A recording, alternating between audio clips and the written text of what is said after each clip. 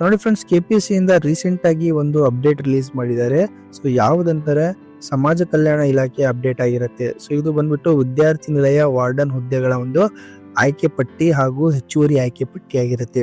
So ಇದು ಅಧಿಸೂಚನೆ ಯಾವಾಗ ಬಿಡುಗಡೆ ಮಾಡಿತ್ತಂದ್ರೆ, ಸೊ ನೋಡಿ ಫ್ರೆಂಡ್ಸ್, ಇಲ್ಲಿ ನೋಡಬಹುದು ಅಧಿಸೂಚನೆ ಕರ್ನಾಟಕ ಲೋಕ ಸೇವಾ ಆಯೋಗ. ಓಕೆ, ಅಧಿಸೂಚನೆ ಸಂಖ್ಯೆ ಸೊ 1RT4B1/2020 ದಿನಾಂಕ 31/7/2020 ಇದೊಂದು ಗ್ರೂಪ್ ಸಿ ತಾಂತ್ರಿಕೇತರ ಒಂದು ಸಮಾಜ ಕಲ್ಯಾಣ ಇಲಾಖೆ ವಿದ್ಯಾರ್ಥಿ ನಿಲಯ ವಾರ್ಡನ್ ಹುದ್ದೆಗಳಾಗಿರ್ತವೆ. ಸೊ ಇದರಲ್ಲಿ ಹೈದರಾಬಾದ್ ಕರ್ನಾಟಕ ಮತ್ತೆ ನಾನ್ ಹೈದರಾಬಾದ್ ಕರ್ನಾಟಕ 2 ಹುದ್ದೆಗಳಿದಾವೆ.